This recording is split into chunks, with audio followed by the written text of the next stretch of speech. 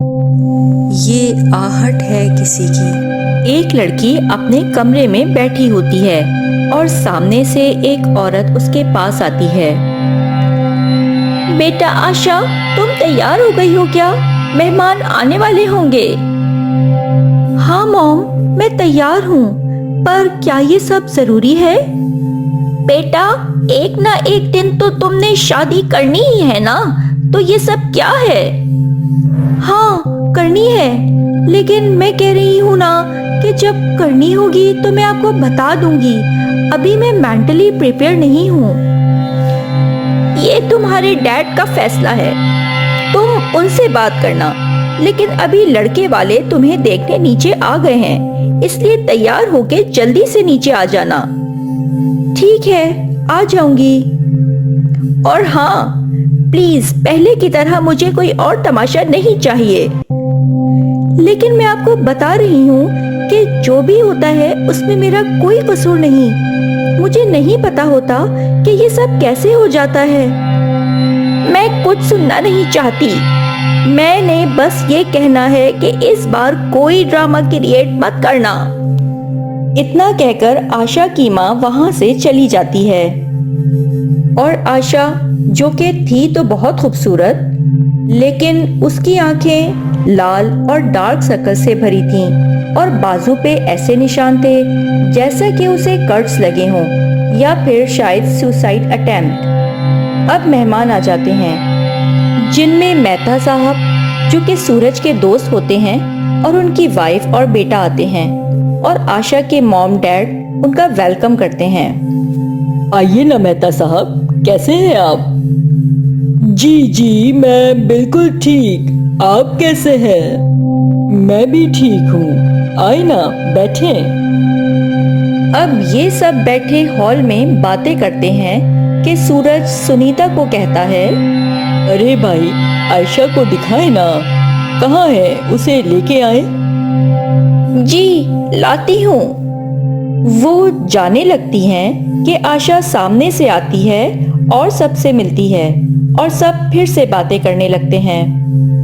I think बच्चों को आपस में बात करनी चाहिए, क्योंकि जिंदगी उन्होंने बितानी है। हाँ हाँ, क्यों नहीं। आशा बेटा, जाओ राज को घर दिखाओ, अपना रूम भी दिखाओ। जी डैड। आशा और राज अब चले जाते हैं और आशा उसको अपना कमरा दिखाती है और राज उसे कहता है, ओह वाओ, इतनी ज्यादा ट्रॉफीज, ये सब आपकी हैं? हाँ, वो मैं ना कॉलेज में मॉडलिंग और डांस वगैरह में पार्टिसिपेट करती थी, तो उसी की है ये trophies. Oh wow, that's great. इसका मतलब है आप मॉडलिंग भी करती हैं और डांस भी? हाँ, बस करती थी कॉलेज में और अंडर ग्रेजुएशन में, अब तो छोड़ दिया सब। ओह अच्छा, लेकिन अभी वाली आशा तो मैंने देख ली है। मैं चाहता हूँ कि मैं कॉलेज वाली आशा भी देखूं, तो क्या अपनी कॉलेज वाली पिक्स दिखा सकती हैं? हाँ, क्यों नहीं, जरूर, मैं आपको दिखाती हूँ। राज आशा की ट्रॉफीज देखने में मसरूफ होता है। आशा उसके पीछे आती है, लेकिन आशा की हालत खराब होती है। आंखें लाल और भारी आवाज, जैसे उसमें कुछ साया आ गया हो। तो तुमने पुरानी आशा को देखना है? देखो अब। ये तुम्हें क्या हो गया है? तुम्हारी आवाज, प्लीज जाने दो मुझे। मॉम, डैड, बचाओ मुझे, ये पागल हो गई है। राज अपनी जान बचाकर नीचे अपने मॉम डैड के पास आता है और कहता है, डैड, चले यहाँ से। उस लड़की में कुछ गड़बड़ है, मुझे इससे शादी नहीं करनी, चले यहाँ से। और वो सब वहां से चले जाते हैं। सुनीता, देखा तुमने? मैंने तुम्हें बोला भी था, ये इस बार फिर से ऐसे ही करेगी। तुमने उसे समझाया नहीं था क्या? नहीं जी, मैंने उसे समझाया था कि इस बार कोई ड्रामा क्रिएट ना करे, और उसने कहा था ये सब उसके बस की बात नहीं।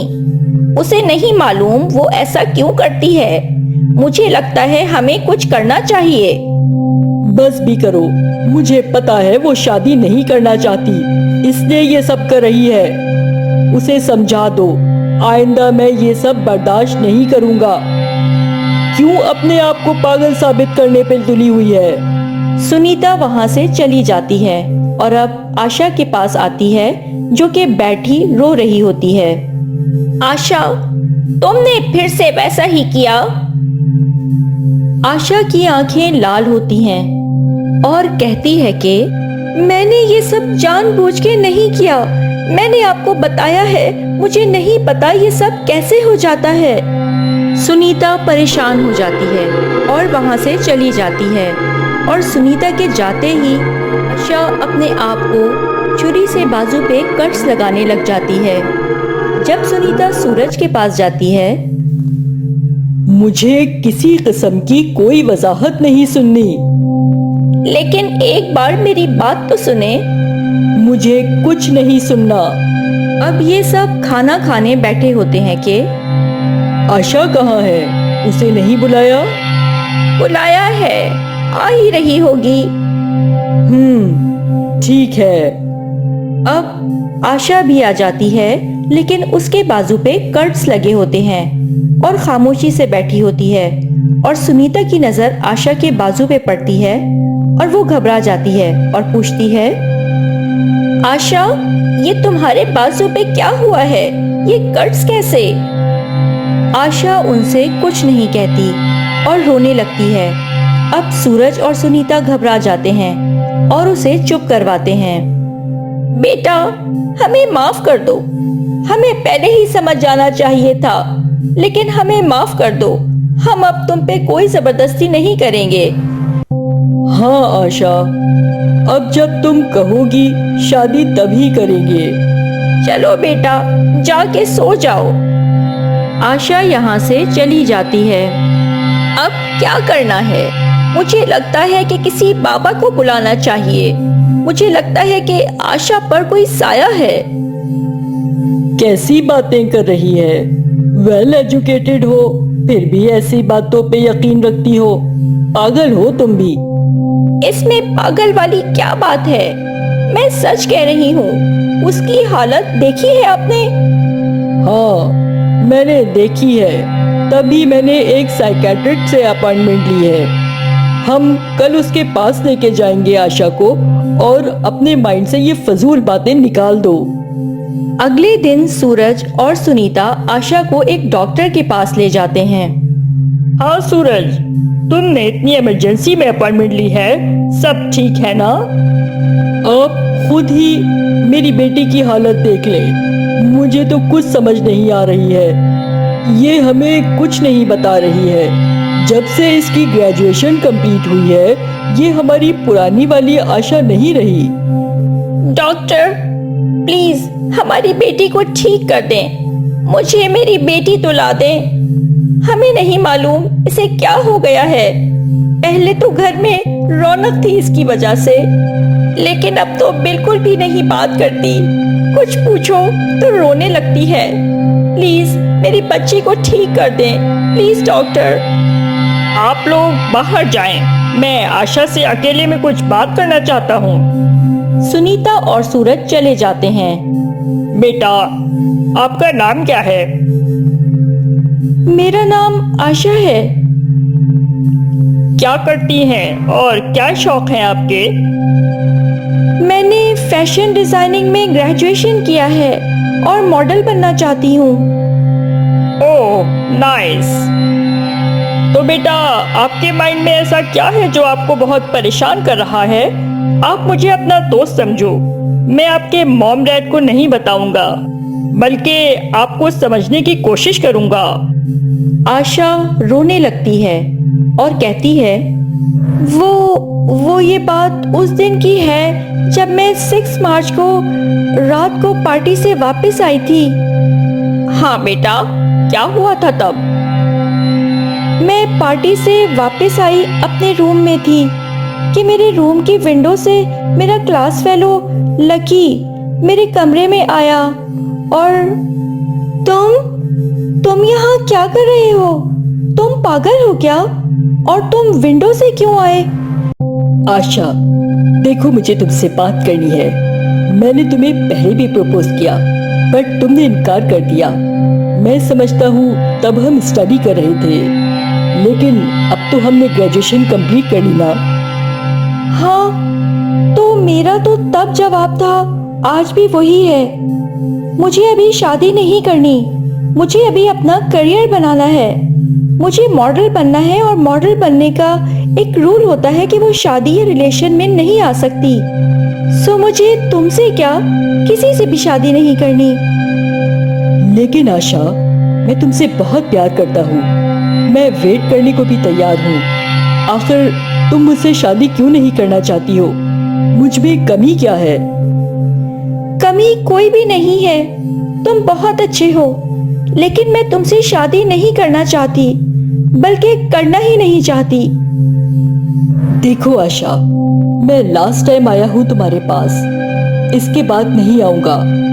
और अगर तुमने आज मुझे एक्सेप्ट नहीं किया तो मैं सुसाइड कर लूंगा। तुम पागल हो गए हो। जाओ, जो करना है करो, दफा हो जाओ यहाँ से। अभी तो मैं जा रहा हूँ, पर वापस आऊंगा और तुम्हें अपने साथ लेके जाऊंगा। अपने अलावा किसी का नहीं होने दूंगा। I said just go। Lucky वहां से चला गया और अगले ही दिन मैंने सुना कि एक लड़के ने हमारी कॉलेज की बिल्डिंग से कूद के अपनी जान दे दी है, और वो लकी ही था। उसके बाद मुझे बहुत अजीब सा फील होने लगा। मैं जब भी रूम में जाती हूँ वो वैसे ही मेरे रूम में आता है और मुझे मारने की कोशिश करता है। वो मुझे 6 मार्च को मार देगा और अपने साथ ले जाएगा। आशा अब जोर जोर से रोने लगती है कि डॉक्टर आशा की तरफ खामोशी से देखता है और अचानक से आशा उठती है और छुरी उठा के डॉक्टर को मारने लगती है। मेरी आशा को मुझसे कोई अलग नहीं कर सकता। मार दूंगा मैं तुम्हें। डॉक्टर अपनी जान बचा के भागता है कि उसका शोर सुन के सुनीता और सूरज डॉक्टर के कमरे में आते हैं और देखते हैं कि आशा बेहोश होती है। अब आशा की माँ बाप उसे घर ले जाते हैं और आशा बेड पे बेहोश होती है। ये सब क्या हो रहा है? जो भी आता है भाग जाता है। मुझे कुछ समझ नहीं आ रही। प्लीज कुछ करें, हमारी बच्ची को ठीक कर दें। मुझे भी कुछ समझ नहीं आ रही। चलो आशा को आराम करने दो, हम नीचे जाते हैं। अब सुनीता और सूरज नीचे आ जाते हैं कि देखते हैं कि डॉक्टर एक बाबा को साथ लेके आते हैं। डॉक्टर, ये कौन है और आप इस वक्त हमारे घर में क्या कर रहे हैं? आपकी बेटी का इलाज कोई डॉक्टर नहीं कर सकता, बल्कि यही कर सकते हैं। उस पे साया है और वो साया उसे मारना चाहता है और अपने साथ लेके जाना चाहता है। ये सब मुझे आपकी बेटी ने खुद बताया है, इसलिए यकीन रखें, ये बाबा उसका इलाज कर सकते हैं। आपकी बच्ची इस वक्त कहाँ है? उसे आपको अकेला नहीं छोड़ना चाहिए था। आज रात 12 के बाद वो उसे जान से मार देगा। लेकिन वो सो गई तो हम नीचे आ गए। अब आशा अपने रूम में होती है कि लकी हाथ में चूड़ी लिए उसके पास आता है और कहता है, आशा, ये लो, तुमने खुद को मारना है ना? नहीं नहीं, प्लीज मुझे छोड़ दो, मुझे मत मारो। अगर तुम मरोगी नहीं तो मैं तुम्हें साथ कैसे लेके जाऊंगा? अब लकी आशा को उसके बाजू पे छुरी मारता है कि आशा के बाजू से खून बहने लगता है और फिर चूड़ी से उसका गला काट देता है और आशा जमीन पे गिर जाती है और खून अब फर्श पे फैलने लगता है। आशा की आवाज सुन के सब आशा के कमरे में आते हैं और आशा की पट्टी करते हैं। आपकी बच्ची को बचाने के लिए इसकी कमजोरी को मालूम करना होगा। मैंने सुना था कि इस लड़के लकी की माँ भी थी। अगर वो आ जाए तो? हाँ, उसकी माँ को लेके आओ। उसकी माँ ही अपने बच्चे को समझा सकती है। ये सब अब फिर से आशा को अकेला रूम में छोड़ के हॉल में आ जाते हैं और साथ डॉक्टर लकी की माँ को भी ले आता है। प्लीज अपने बच्चे को समझाएं, मेरी बच्ची को छोड़ दे, उसे कुछ ना कहे। सुनीता बस करो, वो खुद समझा देंगी। अब ये सब आशा के रूम में आते हैं और देखते हैं कि आशा के गले में फांसी का फंदा होता है और वो दीवार के साथ लटक रही होती है और साथ ही लकी की रूह भी होती है। लकी, उसे छोड़ दो बच्चा। किसी का प्यार जबरदस्ती पाना चाहोगे तो उस प्यार का क्या फायदा है? उसे छोड़ दो। तुम तो मेरे अच्छे बच्चे हो ना, अपनी माँ की हर बात मानते हो। बच्चा, उसे छोड़ दो, उसे अपनी जिंदगी सुकून से जीने दो। लकी अपनी माँ की बात मान लेता है और आशा को छोड़ देता है और आशा नीचे गिर जाती है और लकी हमेशा के लिए यहाँ से चला जाता है। अब आशा अपनी जिंदगी खुशी से बिताने लगती है।